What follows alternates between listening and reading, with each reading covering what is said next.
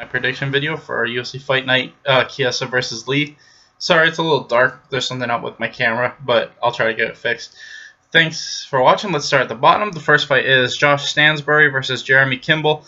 You know, Jeremy Kimball, to me, I think he's the better fighter overall. His only real weakness is his submission defense isn't super great, but I think he's a really good striker with some pretty average takedown defense. My biggest fear is I think that he's a little undersized for a 205. He's lost to guys at middleweight, and he's, like I said, he's not very big. Josh Stansbury, I think, you know, his biggest weakness is that he just doesn't mix it up well together, but he's a big guy with good grappling and good striking. Like I said, I think Jeremy Kimball's better overall, but I think the size advantage is going to be a big factor. I also think his lack of grappling is going to hurt him, so I'm going to pick Josh Stansbury to win by submission. Next is Tony Martin versus Johnny Case, and both these guys have been out for close to a year. To me, they're pretty similar. I think that Tony Martin's a little bit better of a wrestler, jiu-jitsu guy, and Johnny Case is a bit better of a striker. I think Johnny Case has the better takedown defense and the better conditioning overall, too. I think that if he can get through the first round or so, he should be able to win by knockout or decision.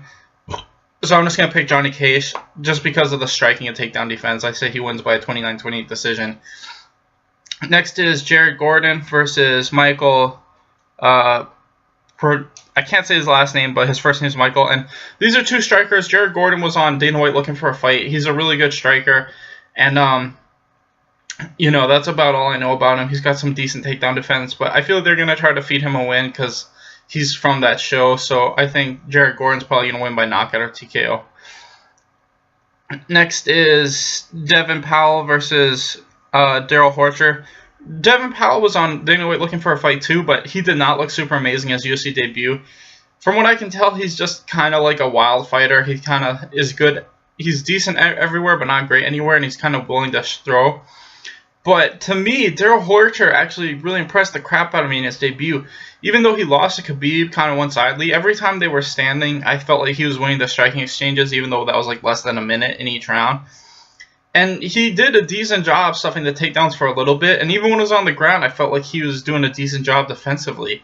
I felt like, you know, for a guy who, you know, was unranked and just looked like he had a decent record, he put up a pretty good fight against a guy who, in my opinion, should be the world champion right now. So I think Daryl Horcher, you know, just because of his striking and his takedown defense against Khabib, he should be able to stuff this guy's takedowns and just light him up on the feet. So I think Horcher's going to win by knockout or TKO. Next is Carla Esparza versus Mariah Morse. I think Mariah Morse is a good jiu-jitsu chick, but that's about it. I don't think her striking's that great. I felt like, you know, there's just not much to say about her aside from that. I think Carla Esparza should be able to take this chick down repeatedly whenever she wants and eventually win by a decision. Next is Vitor Miranda versus Marvin Vettori. And Marvin, you know, he's a good jiu-jitsu guy with some striking, but I don't think his wrestling's super great. I think Vitor, you know, his takedown defense might not be amazing, but I think it should be good enough. I also think he has really good submission defense, so he should be able to hold it up on the ground with this guy. And striking, he's at least 2 or 3 levels higher than Marvin is. So I think that Vitor should be able to keep this fight standing, and the longer it goes, the sooner eventually he's going to land the knockout shot. So I've got Vitor winning by knockout. Next, we got Clay Guida versus Eric Koch. And Eric Koch, to me, you know, he looked good in his last fight, but he's really up and down, and he hasn't been super active recently. Clay Guida's the same, but I don't know. I just feel like Eric Koch has a hard time against guys that can consistently put him against the fence.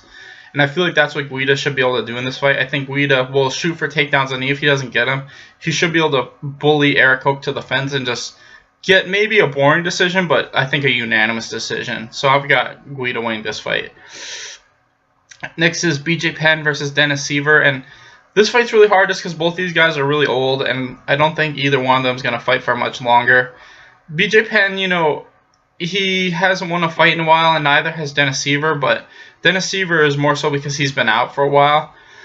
I'm not really 100%, but I'm going to go with BJ. I think that if he can get this fight to the ground, he should be the much bigger guy, and he should be able to control it.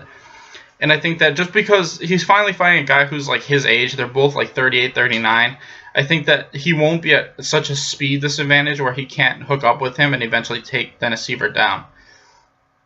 Next is Tim Means versus Alex Garcia, and To me, I think this fight's going to be a lot like Alex Garcia's fight with Shane Strickland. I think Alex Garcia is going to be winning until he starts to get tired. And once that happens, I think Tim Means is going to have an easier time stuffing the takedowns and getting back up. And he's going to be able to land punches and combinations. And just like how Sean Strickland beat Alex Garcia late in the third, that's how I think Tim Means is going to do it. I think sometime in the third, he's going to start landing really solid combinations and win by knockout. Next is Joaquin Christensen versus Dominic. I can't really say this guy's last name, but Dominic's a really good striker. I think he's like 5-0, 6-0, and all of his wins are like in the first round. As where Joaquin Christensen, his biggest weakness has been the grappling. I think the really good jiu-jitsu guys are starting to expose him a little bit. But his striking still looks good, and I think his takedown defense is pretty solid. Dominic looks like a good up-and-comer, but he's, like I said, all of his wins have been pretty quick first-round knockouts. So I have no idea what his grappling looks like, and just because of that, it's hard to bet on him. I feel like Christensen's never been knocked out. He's just kind of been out-grappled. And I think he should be the better grappler in this fight. And if Christensen can take this fight to the ground, I think that he's going to win by submission sooner or later. Next is Felice Herring versus Justine Kish. And Justine Kish, to me, has not looked super impressive in the UFC so far. She's kind of just edged out 2 decisions. To me, Felice Herring is one of the most underrated chicks. I feel like, she had that one bad loss to fucking what's-her-face. I can't remember. But aside from that, she's like 3 or 4-1, and in my opinion, she's looked better every single fight. Like I said, I don't think Justine Kish is really that amazing. I feel like she's just kind of barely winning these fights. And like I said, Felice Herring just beat that one Mexican chick who was a really big prospect. So I think Felice Herring is going to get this fight done and probably win by decision. Next is Tim Boetsch versus Johnny Hendricks. And to me, Johnny Hendricks looked really good against Hector Lombard. And I think that at this weight class, even though he's a little smaller, I think it's just like, what the fuck? Well, I can't remember anybody's name. But, like Robert Whitaker is one of them, and there's like another guy, Kevin Gastelum, that's what I was trying to think of. Those 2 guys were guys that fought at welterweight, and they moved up to middleweight, and they've had really good success. I think Johnny Hendricks has, the wrestling pedigree to really, stick with these guys. I think he's going to be really hard to take down. I think that he has the power, and even though he's a little smaller, since he's not cutting as much weight, he should be fine. I think that Tim Boetsch is going to, be a little bit bigger, but I think Johnny Hendricks is going to be able to get in close and probably win by knockout. I think that he's a little bit better of a striker and a little bit better of a wrestler. And sooner or later, he's just going to wear Tim Boetsch out and knock him out, probably in the middle of the second. Finally, we got Michael Chiesa versus Kevin Lee. And to me, Michael Chiesa really has to worry about one thing, and I think that's just don't let Kevin Lee take your back.